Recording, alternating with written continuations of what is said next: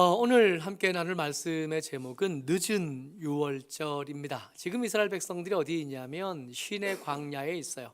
시내산 그 아래쪽입니다. 이스라엘 백성들이 유월절을 처음 지킨 곳은 애굽이었죠. 머릿속에 한번 떠올려 보시기를 바라요. 10가지 재앙 중에 마지막 재앙이었던 장자들의 죽음이 일어나기 전에 하나님께서 이스라엘 백성들에게 말씀하셨습니다. 너희가 이날 마지막 날 저녁, 마지막 날 재앙이 일어날 저녁에 나가지 말고 집 안에 있되 집 문 인방과 설주에 어린 양의 피를 바르고 거기에 뼈를 꺾지 않은 어린 양의 고기를 마련해 두었다가 옷을 다 입은 채로 그것을 먹고 남겨두지 말고 남은 것들은 다 태워 없애고 그 다음날 아침이 되면 광야로 가나안을 향해서 출발하자 하고 말씀하셨던 게 첫 번째 유월절입니다. 그리고 이제 어느새 1년이 지난 거예요. 홍해를 건넜고요. 광야에 나와서 마라의 쓴물도 맛을 봤고요. 엘림에 70주 종려나무가 있는 것도 거쳤고요. 그 사이에 아말렉과의 전쟁도 지났고요.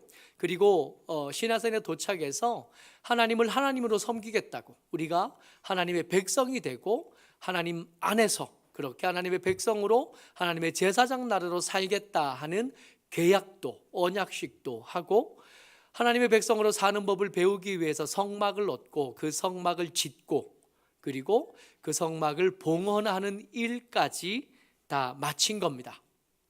그러던 중에 어느 날 하나님께서 모세에게 유월절을 지키라 말씀하셔요. 9장 2절 말씀입니다. 같이요. 시작.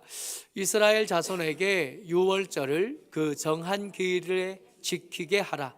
곧 그 정한 기일 곧 이달 14째 날 해 질 때에 너희는 그것을 지키되 그 모든 율례와 그 모든 규례대로 지킬지니라. 아멘. 그 모든 규례와 율례대로 지킬지니라 그러고 두 번째 유월절이 시작되는 겁니다. 그때 이 유월절을 우리가 지킨다 그럴 때 염두에 둬야 될 많은 일들이 있어요. 해야 될 일이 많습니다. 그 해야 될 일 중에 중요한 것 중에 하나가 뭐냐면 청소하는 거예요. 유월절이 끝나자마자 그 다음 날부터는 무교절이 시작이 되거든요. 그러니까 유월절과 무교절은 붙어 있는 거예요. 첫째 날이 유월절이고 그 다음 날부터 시작해서 무교절이 시작되는데 무교절을 지키려면 집 안에 누룩이 있으면 안 되잖아요. 평소에는 누룩이 들어간 빵도 먹고 평소에는 누룩이 들어간 이런저런 것들을 누릴 수 있지만 이 유월절을 기점으로 해서 집 안을 한번 청소를 싹 할 필요가 있습니다. 그러면서 우리는 세상의 가르침, 세상의 사람들과 구별되어져 있습니다. 우리는 세상 사람들이 생각하는 대로 생각하지 않고 우리는 세상 사람들처럼 살아가지 않습니다. 이 세상 사람처럼 살아가지 않습니다의 기준이 되는 날이 유월절이고 그 삶을 연습하는 기간이 무교절이 되는 거예요. 그 전에 해야 되는 일, 무교절, 유월절을 맞이하면서 반드시 해야 되는 일, 무교절 청소입니다.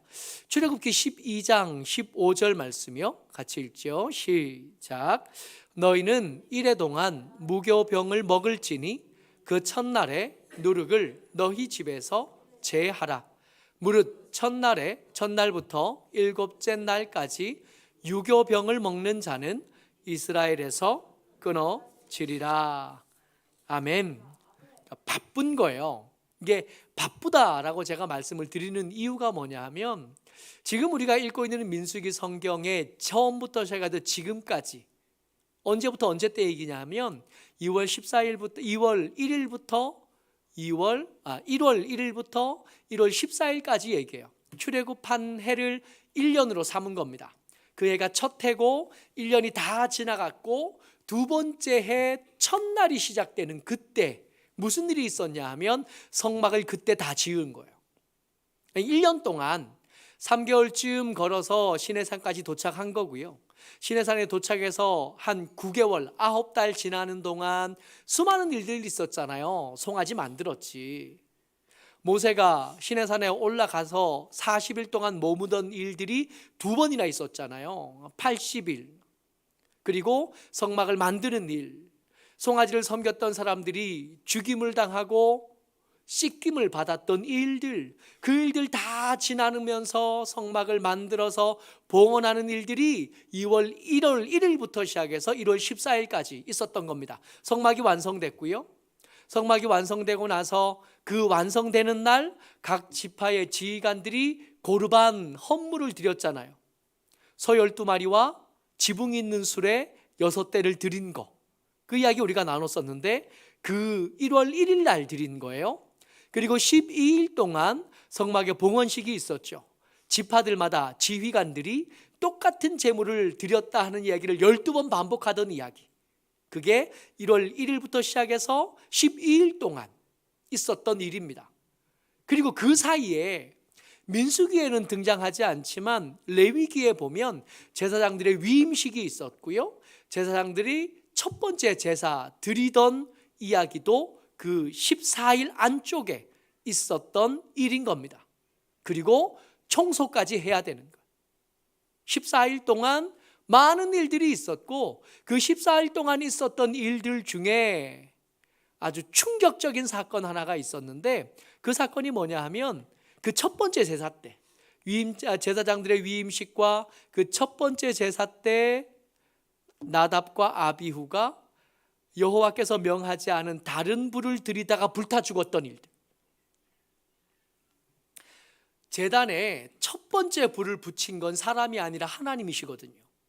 하늘에서 그 첫 번째 제단에서 제사를 드릴 때 하늘에서 불이 떨어져서 그 장작더미 하나님께서 불을 붙이셨고, 그 불을 가지고 향을 피우고 그 불을 가지고 등잔에 불을 켜게 되어 있었는데, 웬일인지 알 수 없지만 나답과 아비후가 그 불, 제단에 붙어 있는 불이 거기에 있는데 그 불이 아니라 다른 불을 가지고 하나님의 전에 들어갔다가 하나님 앞에서 나온 불에 타 죽은 겁니다. 성막 안에 시체가 생긴 거예요. 이 시체를 그냥 둘 수는 없잖아요. 치워야 될 거 아니에요. 그래서 이 시체를 치우는 일을 누가 했냐 하면 레위기 10장 1절 말씀입니다. 같이 읽어보죠. 시작. 아론의 아들 나답과 아비후가 각기 향로를 가져다가 여호와께서 명령하시지 아니하신 다른 불을 담아 여호와 앞에 분향하였더니, 그렇게 다른 불을 들이다가 타 죽은 다음에 이 시신을 치우기 위해서 동원된 사람이 누구냐 하면 10장 4절이요. 시작. 아론의 삼촌 우시엘의 아들 미사엘과 엘사반을 불러 그들에게 이르되, 이 시신을, 내 형제들의 시신을 성막에서 메어 가지고 나가라 말씀하신 겁니다. 이 아론의 삼촌, 그러니까 모세의 삼촌이 되기도 하는 이 사람은 고핫 자손이거든요. 이 고핫 자손들이 시체로 말미암아 부정함을 입게 된 겁니다. 지금 6월절이 됐으니까 하나님께서 이 사건 이후에 6월절이 됐으니까 너희 장막을 청소하라 그랬는데, 누룩의 부정함은 사실은 사람의 시신의 부정함과는 비교할 수가 없어요. 사람의 시신이 우리가 살면서 경험하는 모든 부정함 중에 가장 부정한 것이 사람의 시신입니다. 그래서 사람의 시신으로 말미암아 부정하게 된 사람은 7일 동안 그 부정함을 씻지 못해요. 내 옷을 빨고 몸을 씻고, 그래도 시신에 접촉한 사람들은, 그리고 시신이 있던 공간에 함께 있었던 사람들은 7일간의 기간이 지난 다음에야 정결함을 얻을 수 있습니다. 날짜 계산을 한번 해보자고요. 1일 날 성막 봉헌식이 시작됐어요. 12일 날 마쳤습니다. 14일 날 6월절을 지내야 돼요. 이틀밖에 남지 않았습니다. 시체로 말미암아 부정하게 된 다음에 아직 7일을 지내지 못한 거예요. 근데 이 사람들이요, 아마 미사엘과 엘사반으로 대표되었을 것 같은 이 고핫 지파사, 고핫 자손들, 이 사람들은 자기들이 잘못한 게 없어요. 자기들이 주의가 부주의했던 것도 아니고, 혹은 자기가 의도해서 뭔가 잘못을 저지른 게 아닙니다. 근데 그게 아니라고 해도 정함을 잃어버렸으니까, 부정함을 입게 되었으니까 하나님께서 말씀하셨던 너희가 세상 사람들과 달라, 너희는 아무거나 먹고 사는 사람 아니고 아무 일이나 하고 사는 사람들이 아니라 하나님의 백성이고 열방을 향한 내 제사장이야, 그것이 확정되는 유월절 제사에 참석할 수 없게 된 겁니다. 그래서 이 사람들이 모세를 찾아온 거예요. 민수기 9장 7절 말씀입니다. 같이요, 시작. 그에게 이르되 우리가 사람의 시체로 말미암아 부정하게 되었거니와 우리를 금지하여 이스라엘 자손과 함께 정한 기일에 여호와께 헌물을 드리지 못하게 하심은 어찌함이니까. 그럴만 하잖아요. 이들은 잘못한 게 없습니다. 잘못은 누가 했냐면 죽었던 사람 나답과 아비후가 했죠. 근데 그 사람의 잘못, 그 사람의 죽음은 결코 작은 일이 아니라서 그 사람이 그 죽은 그 시신이 된 이 사람들은 그 사람 자체도 부정할 뿐만 아니라 그 사람이 있던 공간도 부정해지는 바람에 그냥은 이 예배에 참석할 수 없게 된 겁니다. 그저 우리 같으면 이번 한 주는 예배에 빠져야 될 것 같습니다. 그러면 마치 휴가처럼 그러면 한 주 쉬지, 영상 예배 드리면 되지, 뭐 그럴 텐데 이 사람들 고아자손은 그게 용납이 안 되는 거예요. 그럴 만도 한 것이 두 번째 유월절입니다. 첫 번째 유월절은 정신없이 지나갔어요. 그날이 얼마나 무서웠는지, 그날이 얼마나 두려운 날이었는지, 집안에 문 꼭 닫아 잠그고 옷 다 입고 앉아 있는데 주변에 통곡 소리가 들리기 시작하는 거예요. 온 나라가 그 첫째 아들, 첫 번째 난 가축들이 한순간에 다 죽어버렸으니까 그 애굽이라는 거대한 제국이 통곡으로 가득 차 있는 겁니다. 그 울음을 집 안에서, 지금에서야 익숙하지만 유월절 하나님의 죽음을 가진 그 사자가 우리 집을 넘어간 것에 대해서 익숙하게 알고 있지만 그때는 어디 그래요. 점점 다가오는 통곡 소리가 우리 집에 가까워질 때 얼마나 무서웠을지, 얼마나 두려웠을지, 두 번째, 세 번째만 돼도 그날이 얼마나 감사한지, 그날이 얼마나 특별한 날인지에 대한 간증이지만 그 첫 번째 날은 두려움으로 가득 차고 아직 경험이 없는 그들의 아슬아슬한 위태로움이 그들에게 가득 차 있었던 거예요. 근데 1년 지나고 나니까 그날이 특별하잖아요. 우리의 살아있음이, 나의 생존함이 얼마나 큰 은혜요, 얼마나 큰 자비인지 알게 된 거예요. 어린 양 한 마리가 아까운 게 아닙니다. 그 특별한 예배에 참석할 수 없게 된 것에 대한 서글픔과 서러움들이, 내가 잘못했다면 그렇다 할 수 있지만 내가 잘못한 게 아니니까 왜 하필 다른 분을 왜 드렸는지 좀 이해할 수 없는, 그렇게 애꿎은 피해자들이 어떻게 하면 좋겠냐고, 우리가 금지당하는 것은 합당하지 않은 거 아니냐고 모세에게 찾아와서 말을 했던 겁니다. 모세가 어떻게 하냐면, 기다려봐라, 내가 여쭤보고 하나님 어떻게 하시는지 들어보겠다. 여러분, 신앙생활 하다 보면 때때로 이해할 수 없는 일들이 일어나잖아요. 그때 우리가 할 수 있는 가장 좋은 태도가 이거 아닐까요? 기다려보자. 여쭤보면 하나님께서 말씀해 주실 거다. 모쪼록 저와 여러분들 살면서 이해할 수 없는 일들이 꽤 자주 일어납니다. 욥기를 읽어가면서 욥이 왜 고난당했는지에 대해서 여러분 끝까지 하나님 제대로 말씀해 주시지 않아요. 모릅니다. 그런 일들이 욥만 당하는 게 아니라 하나님의 사람 여러분들과 저도 살아가다 보면 꽤 자주 만나요. 지나가 보면 사망의 음침한 골짜기가 그 골짜기를 지나야 닿을 수 있는 푸른 초장, 지나고 보면 알지만 그 사망의 엄침한 골짜기에 이렇게 처해 있다 보면 왜 하필 이 길이어야 되는지, 다른 길 혹시 없었는지, 혹시 하나님이 능력이 없거나 혹시 하나님이 나를 향한 사랑이 식어버린 건 아닌 건지 하는 수많은 생각 들 수 있거든요. 그때 내가 한 잘못이 아닌 것으로 애꿎은 피해를 입은 사람들을 위해서 모세가 하나님께 여쭤봅니다. 9장 8절이요. 같이요. 시작. 모세가 그들에게 이르되 기다리라. 여호와께서 너희에게 대하여 어떻게 명령하시는지 내가 들으리라. 모쪼록 여러분들 살면서 때때로 만나는 이해할 수 없는 어려움들에 대하여 놀라기만 할 것 아니라 이 말씀을 기억할 수 있으면 좋겠습니다. 하나님, 왜지요? 하나님, 언제까지입니까? 도대체 왜 이런 일이 벌어졌고 언제까지 이런 시간들이 계속되어야 됩니까? 하고 여쭤보는 것. 시편에 자주 등장하는 억구입니다. 모세가 잘 몰라서 이건 좀 하나님이 어떻게 방법을 내주셔야 되지 않나 해서 여쭤봤고, 그리고 하나님이 그들에 대해서 대답해 주셨습니다. 하나님의 그 대답이 늦은 6월절이에요. 6월절은 원래 언제라고요? 1월 14일, 15일부터는 무교절이 시작되는 거예요.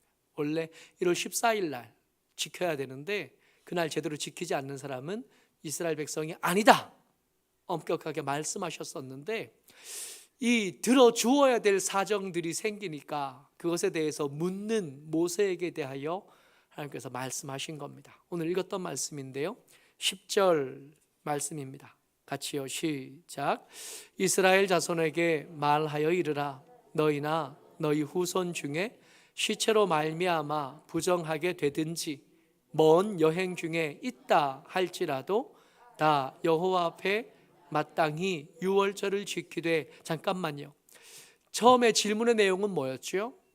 시체 때문에 부정하게 됐습니다. 우리의 부주의함 때문이 아닙니다. 우리의 잘못한 것 때문이 아닙니다. 하나님에게 예배 드리고 하나님의 백성으로 확정된 이날 우리가 예배 드리고 싶은데 이것에서 금지당하는 것은 합당하지 않은 것 같습니다 하고 말하는 사람에게, 모세를 통하여 물어본 사람들에게 하나님 뭐라고 대답하시냐면 시체뿐만 아니라 한 가지를 더 말씀해 주시는 거예요. 먼 여행 중에 있다 할지라도. 그러니까 먼 여행이 어떤 이유에선지는 알 수 없잖아요. 그죠? 먼 여행, 그러니까 이 말씀의 분위기를 봤을 때 엄격하게 규정할 게 아니라 느슨하게 읽어도 되지 않겠나 말입니다. 하나님의 예배 가운데 나올 수 없는 흠이 있는 사람들에게 대하여 흠이 있으니까 넌 자격이 없으니까 나가라 하지 않으시고, 시체로 말미암아 부정하게 된 사람뿐만 아니라 그들의 각양의 사정과 형편에 따라 혹 멀리 있어서 오지 못한 사람들이라 할지라도 그냥 지키지 않고 넘어가면 안 돼. 그러고 말씀하신 게 둘째 달 14째 날 해질 때에 첫째 달 14째 날 하지 못한 사람들을 모아서 2월 14일 날 그날 6월절 예배를 드리라고 말씀하시는 거예요. 자격 없으니까 넌 안 되겠다 하시는 게 아니라 빈틈을 만들어 주시는 거예요. 빈틈을 만들어 주셔서 자격을 잃어버린 사람이 그 자격을 회복할 기회를 허락하시는 거예요. 근데 이 늦은 6월절이 가장 잘 드러나고 가장 잘 드려졌던 예가 히스기야 왕 때 등장합니다. 여러분, 히스기야의 아버지가 아하스예요. 근데 이 아하스가 기가 막힌 사람이거든요. 유다의 모든 왕들 중에 가장 악하고 정신없는 왕이 아하스예요. 우리가 북이스라엘 왕들 이야기할 때는 아합을 떠올리잖아요. 이 사람은 아합 못지않은 사람이 아하스였습니다. 자기 아들들 불태워서 제사 드리던 사람이에요. 아수르가 기세 등등해지니까 다메섹까지 가서 아수르 왕을 만나고 아수르 왕의 신들의 그 제단을 본떠서 자기가 도착하기 전에 예루살렘 성전에다가 그 신전을 만들라고 명령했던 사람이 아하스예요. 돌아와서 예루살렘 성전뿐만 아니라 그 예루살렘 성 안에다가 다메섹의 신상, 다메섹의 제단들을 잔뜩 만들어 뒀던 사람이 아하스입니다. 이 아하스가 죽었어요. 그리고 그 다음 왕, 우리가 기억하는 그 위대한 왕 히스기야가 왕이 된 거예요. 히스기야가 왕이 돼서 제일 처음 하는 일이 뭐냐 하면, 이 성전이 지금 성전이 아니게 됐잖아요. 하나님께 예배를 드려야 될 성전이 우상을 섬기는 곳이 되어버렸으니까 하나님께 예배를 하고 싶으나 예배할 장소를 빼앗겨버린 히스기야는 제일 먼저 해야 되는 일이 청소였습니다. 성전에서 우상의 제단을 치워야 됐어요. 예루살렘 성에서 우상에게 드려지던 제단을 치워놔야 됐었어요. 근데 그거 다 치우고 나니까 1월 16일이 된 거예요. 6월절 며칠이라고요? 1월 14일. 6월절을 지킬 수가 없었어요.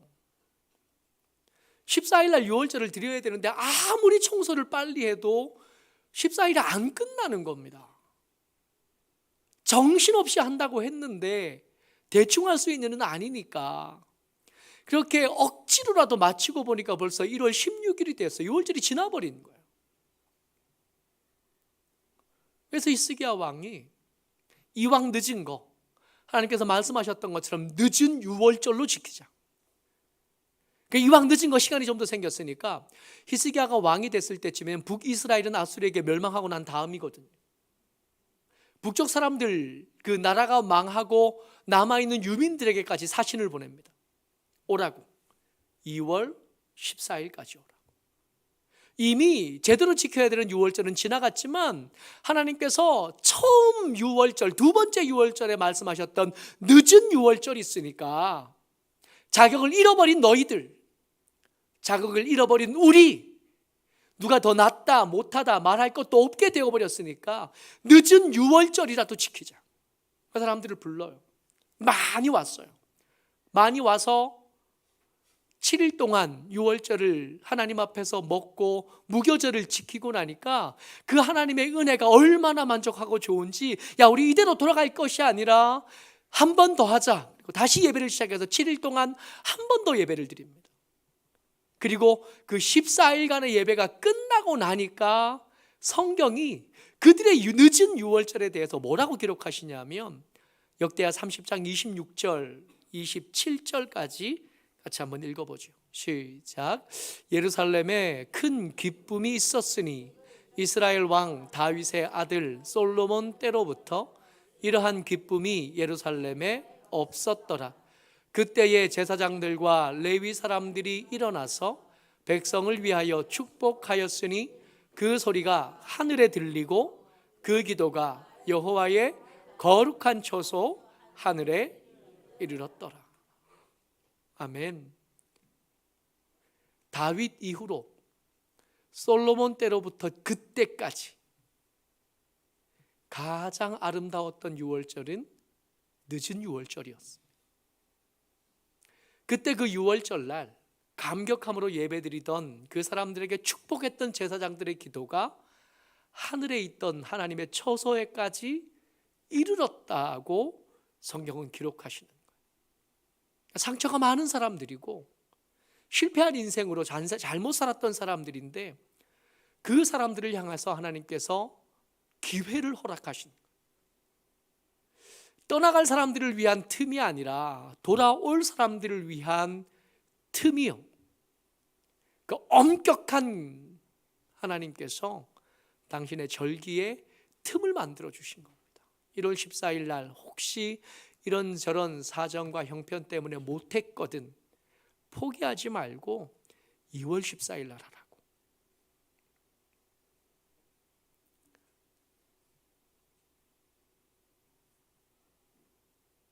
그냥 가지 말라고. 그냥 주저앉아 거기 있지 말고 돌아와서 문 열어 두었으니 그 앞에 마중 나와 있으니 돌아오라고. 그 가까이 가면 아직 거리가 먼데도 눈 좋으신 우리 아버지가 얼른 달려와서 우리를 끌어안으실 거고, 더러워진 옷을 벗기실 거고, 씻겨주실 거고, 아들의 인장 반지를 끼워주실 거고, 그 못난 아들 돌아왔다고 잔치도 해주실 거고, 혹시 그 일 때문에 섭섭하고 그 일 때문에 마음 상한 사람들이 있으면 일일이 찾아가시면서 다독거려 주실 거예요. 돌아오라고. 실패한 그 자리에 계속 있지 말고 문 열어두었으니, 마중 나가 있으니 돌아오라고. 모쪼록 저와 여러분들이 주의 은혜 가운데서 혹시 멀어졌다면 거기 계시지 말고 열어두신 그 문에 마중 나와 계신 그 아버지를 찾아 돌아오는 저와 여러분 되시기를 주의 이름으로 축복합니다. 아멘.